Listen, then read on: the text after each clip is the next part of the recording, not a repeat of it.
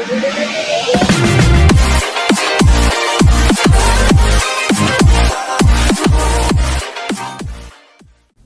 hey, assalamualaikum sahabatku di mana saja berada. Nah, sekarang kita akan berbagi yaitu sebuah soal teman-teman ya, yaitu soal P3K Guru BK 2022 dan pembahasannya. Nah, seperti apa keseruannya, dan ini wajib diketahui semua calon P3K yang akan menghadapi seleksi tahap 3 teman ya.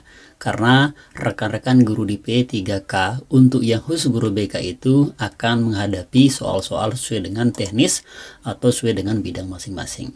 Oke, ini merupakan soal terbaru jurusan bimbingan konseling. Nah, teman-teman ya, simak videonya. Silahkan buat Anda yang baru nongol di sini, jangan lupa untuk tekan subscribe-nya, like, komen, dan share juga video ini. Karena di sini kita fokus membahas yaitu soal P3K terbaru dan terupdate versi dan bocoran-bocoran soal serta dari EPR-nya. Oke, sekarang kita akan lanjut aja di soal P3K BK 2022 dan pembahasannya teman ya. Pertama, kita baca ini soal nomor 1. Upaya membimbing untuk mengembangkan keterampilan sosial antara lain terlihat dalam upaya guru A. Memberikan contoh pentingnya bersikap toleran. B. Melatih siswa membuat keputusan yang diambil berdasarkan informasi yang tepat. C. Melatih bagaimana mempersiapkan kesehatan diri dan lingkungan sekitar. Dan D. Mendiskusikan bagaimana mengatasi masalah sosial di sekitar siswa. Yuk teman-teman, yang mana nih kira-kira jawabannya untuk soal nomor 1 ini untuk kita yang guru BK atau guru bimbingan konseling. Oke, kita langsung aja lihat dan cek bersama. Jawabannya adalah yaitu A. Memberikan contoh pentingnya bersikap toleran teman ya. Ini merupakan salah satu identitas kita sebagai guru ketika kita memberikan keterampilan sosial kepada peserta didik teman ya. Tentu kita harus memberikan sebuah sikap intoleran ya, sikap toleran ya, seperti misalkan ketika ada siswa nih ya, misalkan dari ada yang Kristen misalkan atau ada yang Islam, kita ngajar di SD misalkan, jadi harus kita tahu tuh ya bagaimana kita memberikan sebuah sikap yang tidak menyakiti salah satu dari peserta didik itu.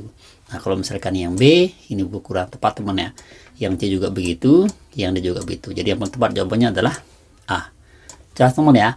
Oke, kita lanjut next ke soal nomor 2.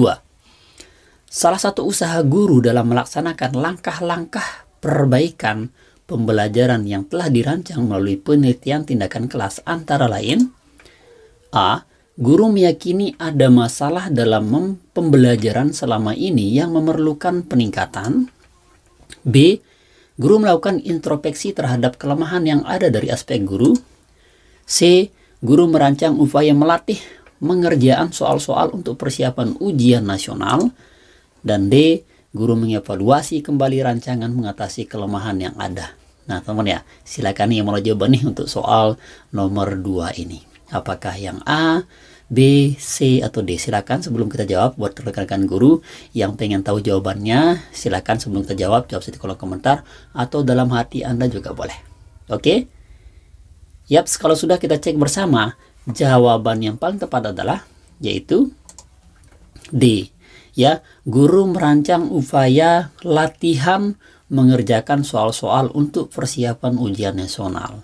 Kenapa demikian? Karena teman ya, salah satu manfaat. Nah, karena di sini teman ya, kita cek bersama bahwa ketika ada sebuah PTK atau penelitian tindakan kelas yang yang tidak maksimal misalkan seperti itu, atau dia tidak berhasil seperti pada kalimat ini, tentu kita harus mengevaluasi teman-teman ya, mengevaluasi kembali rancangan apa yang ada di lapangan atau kelemahan-kelemahan yang ada di lapangan itu yang kita evaluasi. Jadi bukan merancang ulang teman ya. Kalau merancang ini kan ini sudah hal-hal yang memang belum kita lakuin seperti itu. Kalau misalkan kayak meyakini ada masalah, itu memang sudah biasa, masih dalam free faring ya istilahnya seperti itu. Nah, kalau yang B juga mendekati, cuman dia lebih mengacu terhadap kayak kayak lebih secara umum dia. Nah, kalau yang D ini baru dia tepat karena dia kena ya, karena dengan masalah kondisi ketika ada usaha guru dalam perbaikan pembelajaran yang telah dirancang dalam PTK atau penelitian tindakan kelas. Jadi jelas teman ya, jawaban tepat adalah yaitu D. Oke, jelas. Next kita lanjut ke soal nomor 3 teman ya. Tapi sebelum kita lanjut ke sana, silakan buat teman-teman yang pengen file gratisnya, file lengkapnya nih, di sini sudah kami siapin di link deskripsi video ini.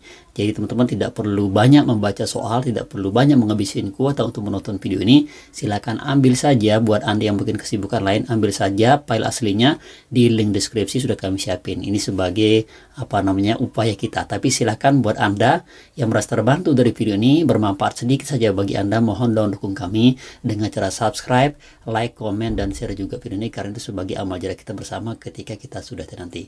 Oke, kita lanjut ke soal nomor 3. Dasar analisis kelemahan dan kekuatan pembelajaran yang telah dilaksanakan dapat digunakan guru untuk A. Mempertahankan kebiasaan mengajar karena sudah lama dan banyak pengalaman. B. Mengusulkan penyediaan media pengajaran yang canggih untuk meningkatkan pembelajaran. C. Merancang ulang rancangan pembelajaran yang berdasarkan analisis terbukti memiliki kelemahan. Dan D. Memberikan latihan tambahan berupa les untuk para siswa. Nah, silakan teman ya, yang mana jawabannya untuk soal nomor 3 ini. Apa nih yang harus kita lakukan ketika ada dasar analisis kelemahan pada pembelajaran tertentu, yang dimana ini bisa digunain oleh guru-guru untuk apa teman ya? Apakah yang A, yang B, C, atau D? Silakan kami tunggu di kolom komentar buat Anda yang bisa jawab. Oke, kita lihat dan cek jawaban yang paling tepat adalah yaitu C teman-teman ya. Merancang ulang rancangan pembelajaran yang berdasarkan analisis terbukti memiliki kelemahan. Nah, ini yang dilakukan ketika kita berbicara tentang dasar analisis kelemahan dan kekuatan teman ya. Dalam ilmu BK atau bimbingan konseling itu memang kita harus melakukan sebuah evaluasi ulang. Dari mana kita bisa melihat kelemahan-kelemahannya. Nah, ketika ada memang yang kurang serak dari metode yang kita gunakan itu, kita bisa merancang ulang. Artinya mengasih tambahan, atau misalkan ada rancangan yang mungkin belum jelas atau belum terlaksana dan tidak efektif, silakan itu kita kurangi atau kita hilangkan dan merancang ulang ide-ide dalam pengajaran ketika kita ngajar, baik itu di SMP, SMA, SMK maupun yang di MTS teman-teman ya. Nah, sehingga jawaban yang tepat untuk jawaban ini adalah yaitu C. Nah, kalau misalkan kayak bagaimana Mas kalau misalkan memberikan pelatihan? Nah, ini belum pas teman ya, karena tidak semua siswa itu akan diberikan pelatihan. Kadang dia mungkin istilahnya kayak ada kesibukan lain, bahkan tidak sempat untuk remedi dan sebagainya. Jadi yang tepat jawabannya adalah yaitu C teman-teman ya. Oke, jelas ya.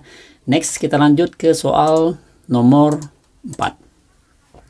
Upaya merancang program bagi peserta didik yang mencapai ketuntasan belajar optimal tampak dalam kegiatan guru sebagai berikut. A. Memberikan tambahan materi berupa sumber ajar dari pengarang yang berbeda. B. Memberikan tes tambahan dengan tingkat kesukaran yang lebih tinggi. C. Memberikan tambahan sumber bacaan yang lebih mendalam dan tingkat variasi yang tinggi berikut instrumen tesnya yang sesuai. Kemudian D. Diberikan materi ajar yang lebih tinggi tingkatannya dan pengerjaan soal-soal yang memiliki kesulitan tinggi. Silakan teman ya, untuk soal nomor 4 ini yang mana nih paling tepat jawabannya? Apakah yang A, B, C untuk kita sebagai rekan-rekan guru, khususnya guru BK, guru bimbingan konseling yang mau lulus di tahap P3K, tahap 3. Oke, kita langsung aja lihat jawabannya paling tepat adalah yaitu B teman-teman ya. Memberikan tes tambahan kepada siswa-siswa kita ke tingkat yang lebih tinggi. Kenapa jawabannya yang B yang paling tepat? Karena di sini jelasin dalam teks ini teman ya. Ketika kita merancang nih sudah mencapai ketuntasan ya. Ketika para siswa sudah mencapai ketuntasan belajar, misalkan ada materi-materi tertentu atau masalah-masalah tertentu dalam sekolah itu, mereka sudah selesai dan sudah paham di situ, tentu kita harus memberikan tes tambahan. Kayak misalkan evaluasi atau sejenis kayak free test, atau kayak jenis misalkan latihan-latihan ke yang jenjang atau materi modul-modul yang lebih tinggi, sehingga itu bisa menjadikan sebagai kegiatan tampak dalam rencana program bimbingan konseling itu teman ya. Oke, jadi yang tepat adalah yaitu B. Jelas ya? Oke, next kita lanjut ke soal nomor 5. Dasar rancangan program remedi bagi peserta didik yang capaian prestasinya di bawah ketuntasan belajar. A. Proses pengajaran remedial pada dasarnya adalah proses belajar mengajar biasa. B. Tujuan pengejaran remedial adalah sama dengan tes diagnostik. C. Sasaran terpenting pengajaran remedial adalah peningkatan kecerdasan siswa. D. Strategi yang dipilih hanya berbentuk tes ulang, teman-teman ya. Nah, silakan nih, yang mana jawabannya untuk soal nomor 5 ini. Apakah yang A, B, C, D buat Anda pada guru BK, baik itu di SMP, SMK maupun SD, silakan. Yang mana jawabannya untuk soal nomor 5. Oke, kalau sudah, kita cek bersama jawaban yang tepat adalah, yaitu C.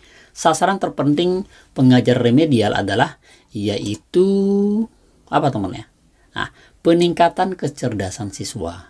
Nah, ketika ada pertanyaan seperti ini, dasar rancangan program medi bagi peserta didik capaian prestasi di bawah ketuntasan belajar, ketika sasaran terpenting itu bahwa peningkatan kecerdasan siswa. Jadi bukan strateginya, bukan tujuannya, bukan prosesnya teman ya, tapi bagaimana sasarannya itu dari remedial itu sehingga nanti anak-anak atau peserta didik itu dia bisa lebih mengupgrade dirinya, meningkatkan kecerdasannya, baik itu yang psikomotorik atau yang kognitif domainnya, sisi pengetahuan maupun yang keterampilannya teman-teman. Sehingga yang tepat jawabannya di sini adalah yaitu C. Sasaran terpenting pengajaran remedial adalah peningkatan kecerdasan siswa. Jelas ya?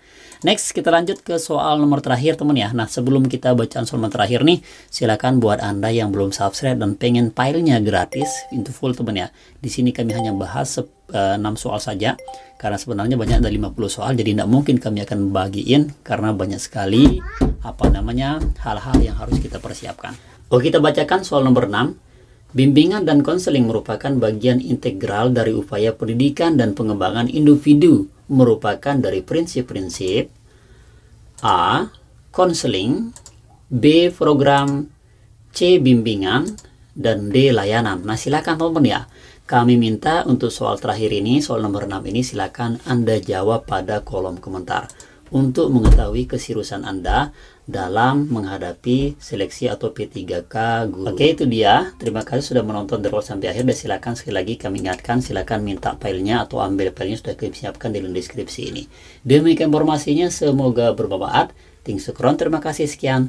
Wassalamualaikum warahmatullahi wabarakatuh.